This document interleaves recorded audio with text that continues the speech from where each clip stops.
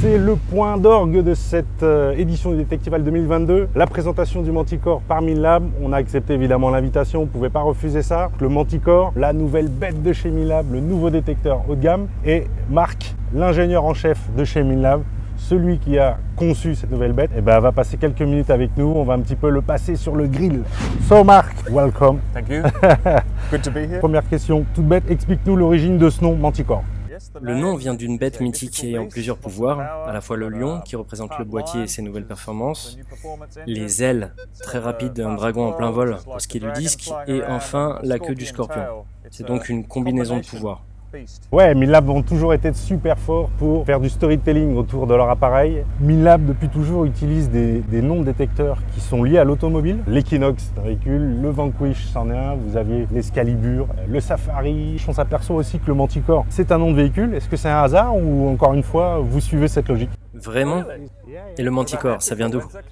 Porsche Manticore? Non, it's Ford Mustang. Really? Je pense que c'est parce qu'il y a tellement de voitures, ils ont déjà pris tous les noms. Ok, vous connaissez déjà les fonctionnalités principales de la bête de chez Minlab. On annonce en caractéristique principale le Multi-IQ Plus avec des performances améliorées de près de 50%. Qu'est-ce que ça veut dire ça, Marc? Des performances améliorées de près de 50%? En fait, la batterie du détecteur a beaucoup plus de capacité, ce qui permet d'envoyer plus de puissance dans le disque. Ensuite, plus de puissance, c'est plus de profondeur. Maintenant, 50% de puissance supplémentaire ne signifie pas 50% de profondeur en plus. Mais quand l'onde magnétique est envoyée puis revient vers le disque, sur une cible à 30 cm, on va pouvoir peut-être gagner 3 cm de profondeur en plus. On a compris que le Manticore avait une batterie beaucoup plus puissante qui permettait d'émettre une onde beaucoup plus forte et donc de gagner en puissance. Ça, c'est pour les avantages, mais est-ce qu'il y a des inconvénients à émettre 50% plus performant? Lorsque vous designez un détecteur qui a plus de puissance, vous devez retravailler le disque ainsi que le boîtier, son logiciel, afin qu'il puisse exploiter cette puissance supplémentaire. Nous avons toute une équipe d'ingénieurs qui travaillent pour améliorer la précision et les performances. On ne peut pas se contenter d'augmenter la puissance, il faut tout retravailler pour que ça fonctionne. Donc plus de puissance, plus de précision, plus de réactivité aussi, j'imagine. Pas spécialement d'inconvénients, c'est plutôt une bonne nouvelle. On voit que l'appareil est un hybride entre un Equinox et un CTX. Qu'est-ce qui le distingue fondamentalement d'un Equinox et qu'est-ce qui le distingue aussi du CTX? La différence principale avec l'Equinox, c'est qu'il va chercher plus profond. Il a également un indice de conductivité qui monte jusqu'à 100, la résolution de l'écran est plus élevée, et enfin un tout nouvel affichage 2D du balayage de la cible, ce qui vous donne plus d'informations pour décider de creuser ou non. Pour finir, plus d'options sur le son. Les différences principales, c'est aussi la taille de l'écran. On a désormais de la couleur sur l'écran. Est-ce que l'écran couleur a un impact sur la performance de la batterie? Un tout petit peu, pas trop. On a un nouvel écran, le plus moderne que l'on puisse trouver, et qui demande une faible consommation d'énergie. Ok, écoutez, c'est plutôt une bonne nouvelle. C'est pas ça qui a un impact sur les performances. Tu peux nous parler aussi des fonctionnalités? Il y a peut-être des fonctionnalités en plus qu'on ne retrouve pas sur l'Equinox et sur le CTX? Alors les fonctionnalités en plus par rapport à l'Equinox, la technologie Multi-IQ+, qui offre plus de performance, l'affichage 2D du balayage de la cible et des options en plus pour le son. Par exemple, on peut choisir d'avoir le son du Vanquish ou bien de l'Equinox, le réglage EMI ainsi que des effets de sol. On va revenir sur le Multi-IQ+. Minlab, ça a quand même été la première marque à commercialiser le Multi-IQ, multifréquence simultanée. Ça s'est largement démocratisé depuis ces dernières années. Toutes les marques se sont mises au multifréquence. Et là, vous mettez encore la barre un poil plus haute avec ce Multi-IQ+. Est-ce que vous pouvez nous parler un petit peu des combinaisons de fréquences que vous utilisez dans ce Multi-IQ? Alors le Manticore, qui est un détecteur multifréquence simultané, dispose de différentes fréquences de détection selon le mode. Il diffère de l'Equinox parce qu'il a plus de puissance, donc on a joué avec les différentes fréquences. Est-ce que tu peux préciser un petit peu les fréquences que vous utilisez? Les fréquences du Manticore sont plus élevées que celles de l'Equinox, donc dans l'ensemble on a une palette de fréquences plus large, ce qui signifie aussi un indice de conductivité plus stable. Ça vous aide à prendre de meilleures décisions et mieux choisir la cible que vous allez creuser. Ok, donc on a des combinaisons de fréquences qui sont un peu plus hautes, mais est-ce que les combinaisons de fréquences sont aussi un peu plus basses pour aller chercher plus de puissance? Alors ça dépend du programme que vous choisissez. Par exemple, si vous partez sur un programme dédié aux objets très conducteurs, on peut avoir des fréquences plus basses et donc plus puissantes. Vous pouvez communiquer, Marc, sur le nombre de fréquences utilisées? Ah non. Ok. Bon, ça fait partie du secret de fabrique de Minlab et c'est normal qu'ils n'acceptent pas de répondre sur toutes les questions. De façon générale, Marc, à qui est destiné le Manticore? Est-ce que c'est plutôt aux utilisateurs Equinox ou c'est plutôt les utilisateurs de CTX? Le Manticore a été pensé pour les utilisateurs exigeants, habitués au CTX, au Safari, à l'iTrack, mais c'est aussi un détecteur qui est très simple à prendre en main, donc les utilisateurs de Vanquish et d'Equinox prendront plaisir à utiliser le Manticore. Ok, ça marche. Donc, pour conclure, c'est un appareil qui est destiné aussi bien aux possesseurs de Vanquish qui veulent monter en gamme ou alors à tous les utilisateurs passionnés de technologie et évidemment de puissance. Marc, tu as fait une tournée en Europe et même dans le monde depuis plusieurs jours, plusieurs semaines. J'imagine qu'on te pose toujours la même question, tu réponds toujours de la même façon. Quelle question on t'a encore jamais posée sur le Manticore auquel tu aurais bien voulu répondre? Très bonne question. Est-ce que la stabilité de l'indice de conductivité du Manticore est meilleure? La réponse est oui, bien sûr.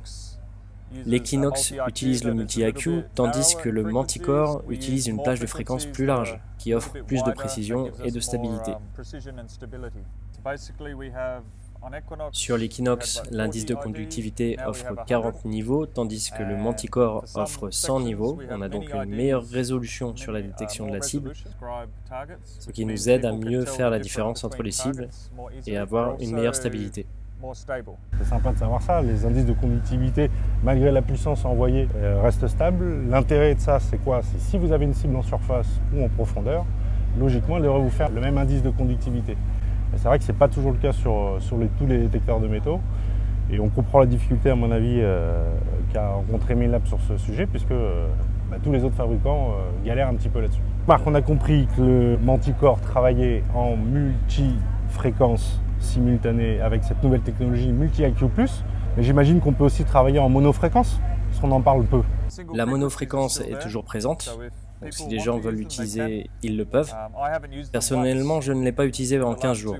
J'en ai pas besoin, mais si quelqu'un le souhaite, il peut l'utiliser. Est-ce qu'il y a une différence de puissance ou de performance entre les monofréquences d'un Equinox et les monofréquences du Manticore? Est-ce qu'on gagne en puissance, en stabilité, en réactivité, tout comme vous l'avez fait sur Multi-IQ+? Non, c'est à peu près pareil. C'est pareil. Et si on parlait un petit peu du design, du physique, c'est vrai que pour moi, franchement, la première surprise, c'est quand je l'ai pris en main. On a un poids qui n'a pas spécialement évolué depuis l'Equinox. Par contre, ce qui a évolué, c'est l'équilibre de l'appareil. Franchement, il est super bien équilibré au niveau de la prise en main. Ça n'a rien à voir avec un Equinox, ça change tout. Il y a également cette canne télescopique en carbone.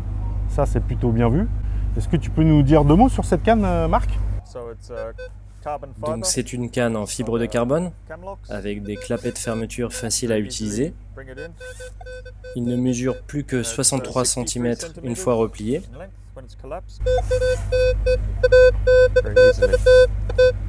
Donc ça fait 63 cm une fois replié, c'est super compact. Évidemment, ça va tenir dans n'importe quel sac à dos. Les prospecteurs français sont très sensibles au confort et à l'ergonomie. Là-dessus, Minlab, ils ont clairement amélioré leur machine et c'est vraiment une bonne nouvelle.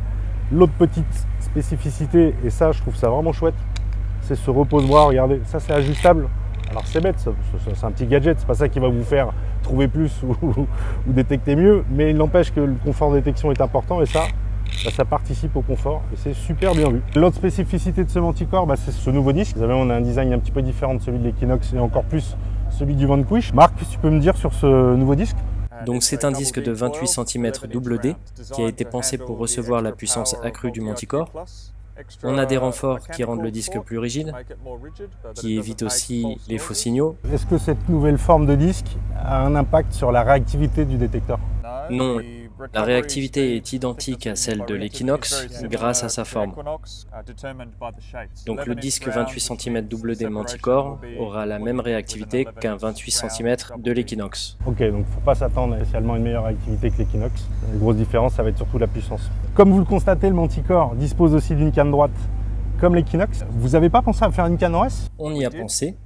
Mais en fait, on a amélioré l'ergonomie du détecteur, l'angle de la poignée, la taille du repose-bras et l'emplacement du disque sur la canne, de façon à ce que votre bras puisse bénéficier d'un équilibre parfait.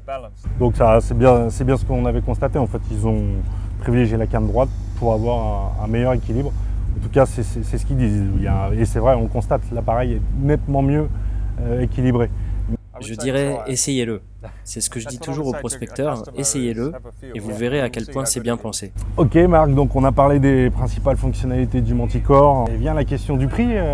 Combien ça vaut une bête comme ça chez Minlab? Donc le prix du Manticore est de 1 999 €, avec un disque de 28, le détecteur bien sûr, le casque sans fil, son câble de chargement ainsi que sa boîte de protection. Est-ce que vous avez prévu des packs pour ce Manticore? Alors au lancement, ce sera le Manticore avec disque de 28, mais il y aura aussi d'autres disques disponibles en option, comme le petit disque elliptique de 20 par 15 cm et le disque de 38 par 30 cm.